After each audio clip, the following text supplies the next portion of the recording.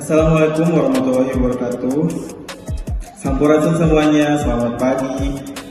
Jadi, kelompok kami ini akan menjelaskan ataupun memetakan terkait tugas akhir dari data mining, yang dimana di sini itu judulnya analisis clustering kedai bakso di Tasikmalaya berdasarkan harga dan popularitas menggunakan algoritma K-means.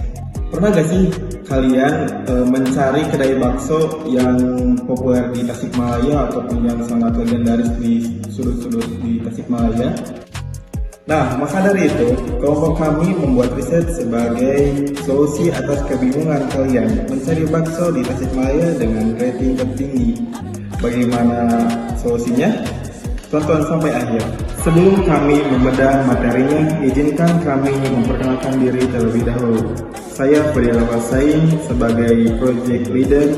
Saya Andika Tirta selaku full stack developer yang bertanggung jawab merancang arsitektur aplikasi menggunakan Python serta mengintegrasikan model data mining yang telah dibuat oleh data scientist dimasukkan ke dalam antarmuka aplikasi. Saya Givera Saina Azhara selaku data science. Di sini saya bertugas untuk menjalankan rumus, algoritma K-means, dan mengevaluasi hasil klasterisasi. Nah, seperti yang kalian ketahui, bakso adalah makanan tradisional yang sangat populer di Tasikmalaya. Konsumen kesulitan memilih kedai yang sesuai preferensi, sementara pelaku usaha baru kekurangan data segmentasi pasar. Penelitian ini bertujuan mengelompokkan 20 kedai bakso menggunakan K-means berdasarkan harga rata-rata dan jumlah ulasan untuk menghasilkan insight bisnis berbasis data. Untuk metodologi pengumpulan data, jadi sumber data kami ini mengumpulkan 20 kedai bakso dari Google Maps dari bulan April sampai Mei 2026, minimal 100 ulasan. Untuk data yang dikumpulkan, yaitu ada nama, kecamatan, rating, review harga, jumlah harga, harga terendah, dan harga tertinggi. Nah, untuk slide ini yaitu metodologi pengumpulan data, yang dimana kelompok kami ini mencari sumber data ini dari 20 kedai bakso dari Google Maps, yang dimana kami mengerjakan dari bulan April sampai Mei 2026. Jadi minimal untuk 20 kedai ini ada 100 ulasan. Terus untuk yang data yang dikumpulkan ada nama, kecamatan, rating, terus ada jumlah review, harga terendah, dan harga tertinggi. Baik, untuk sekarang kita masuk pada slide 4, yaitu tentang metodologi praproses data algoritma K-means. Oke, di sini kita akan membahas mengenai pemrosesan data yang jalannya itu menggunakan algoritma K-means. Jadi sebelum dataset dimasukkan ke dalam model, kami melakukan tahap data processingnya terlebih dahulu. Pertama, kami akan menghitung nilai variabel, yaitu dengan harga rata-rata untuk setiap kedai dengan rumus harga terendah ditambah harga tertinggi, lalu dibagi dua. Setelah itu, karena rentang angka antara jumlah ulasan yang menyentuh ribuan itu bisa, dan nominal harga yang berada di angka belasan ribu itu sangat timpang.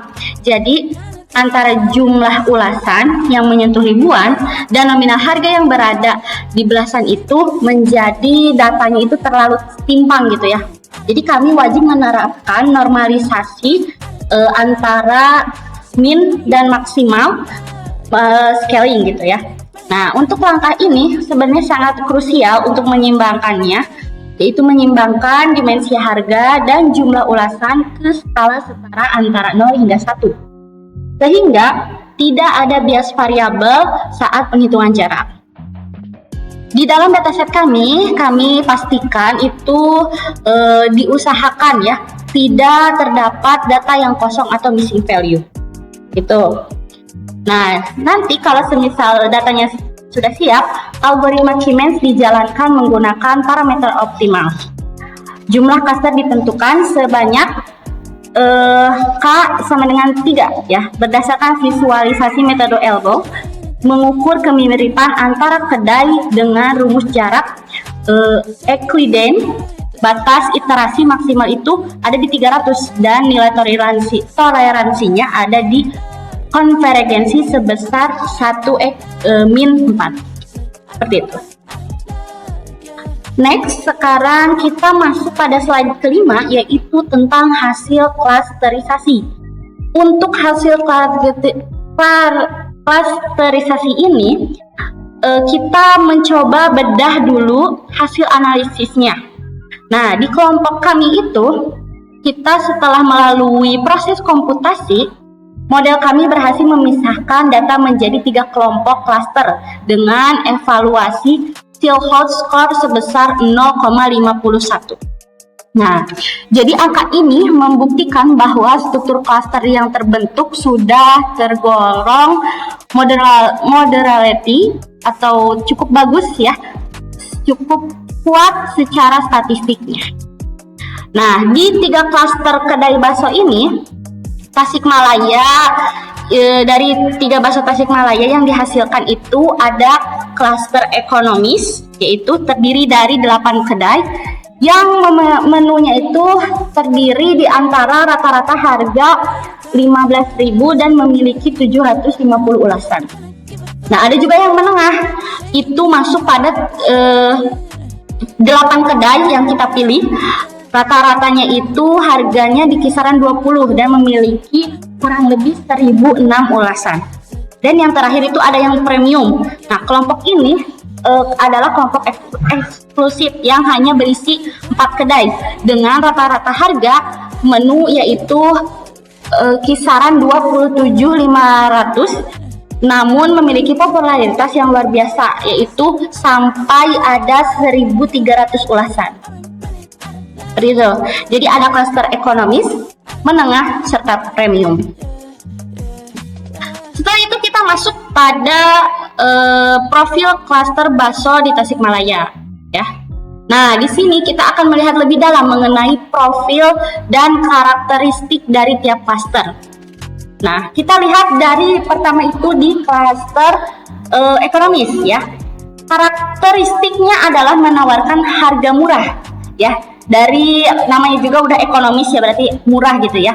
Jadi rata-rata harganya itu pada 15.000. Target konsumennya adalah masyarakat atau pembeli yang sensitif terhadap harga atau berorientasi pada budget hemat gitu ya. Strategi rekomendasikan ya untuk harga rendah tersebut dan meningkatkan promosi. Next juga ada di klaster menengah, yaitu memiliki harga kisaran dari Rp20.000. Ini merupakan pasar yang paling gemuk ya, namun berada di zona yang kompetitif, jadi sangat padat.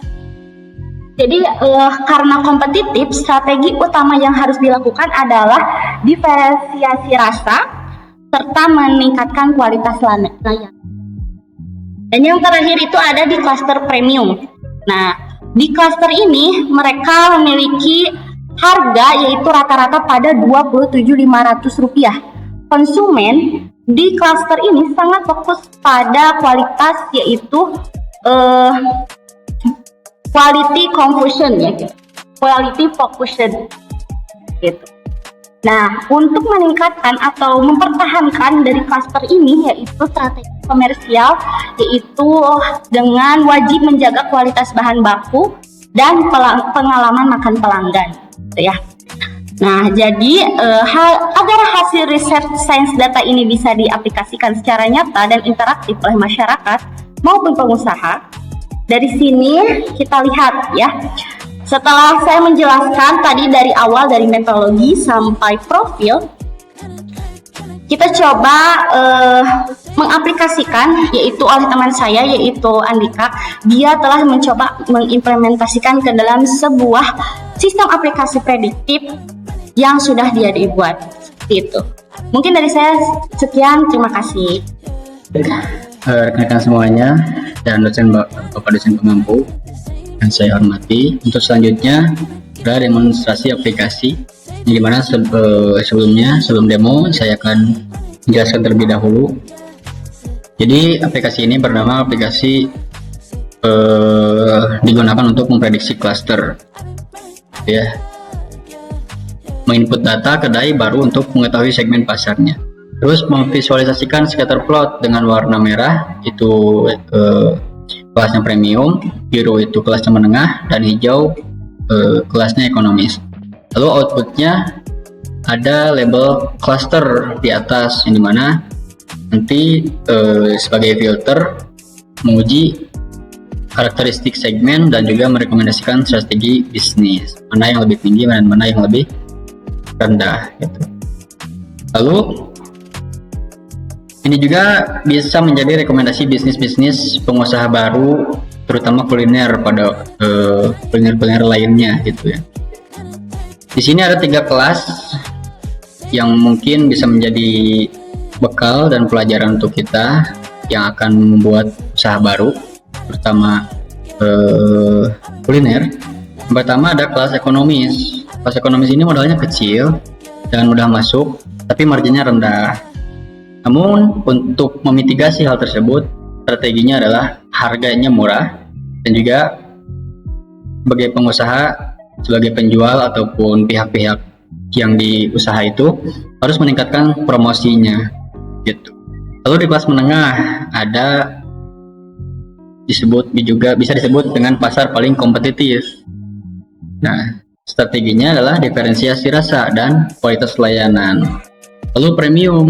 Kalau premium ini sulit masuk, namun dan juga loyalitas sangat tinggi. Nah, untuk memitigasi hal tersebut, strateginya harus menjaga kualitas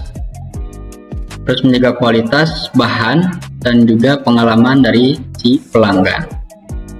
Baik, untuk selanjutnya yakni demo aplikasi sederhana yang telah saya siapkan di sini.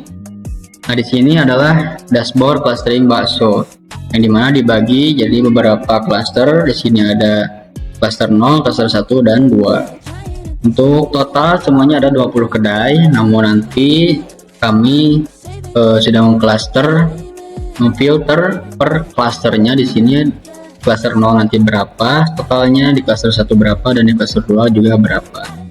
Untuk di cluster 0 di sini terdapat 9 kedai, yang dimana paling atas itu ada bakso Firmansyah dengan rating 4,4 dengan 2.200 ulasan. Berarti paling banyak daripada bakso-bakso yang lain gitu ya ulasannya, dengan harga 18.500. Ini terdapat totalnya ada 9 bakso yang ada di cluster 0. Kalau di cluster 1 ada yang paling atas itu bakso Japri yang tempatnya di Kawalu dengan rating 4,2 atau 4,2, dan paling banyak review sebanyak 3.100 ulasan dengan harga bakso rata-ratanya 15.000. Lalu di cluster 2 di sini ada 3 bakso yang tercantum. Yang paling atasnya ada bakso Laksana. Itu jadi yang tempatnya di Kecamatan Cihideng dengan rating 4,5 dengan review 3.800 ulasan. Dan rata-rata harga baksonya 25.000. Baik, rekan-rekan semuanya dan Bapak dosen pengampu yang saya hormati, saya terasa telah sampai di penghujung presentasi video kelompok kami. Jadi kesimpulannya, pemanfaatan algoritma Cummins ini terbukti sukses membantu mengekstrak pola segmentasi pasar kuliner bakso di Kota Tasikmalaya secara akurat. Nah, saya mewakili rekan-rekan saya Fadilah dan Gefira mengucapkan hatur nuhun, terima kasih atas perhatiannya dari Bapak Ibu sekalian dan rekan-rekan sekalian. Semoga ada manfaatnya dan bisa mengamalkannya. Terima kasih. Assalamualaikum warahmatullahi wabarakatuh.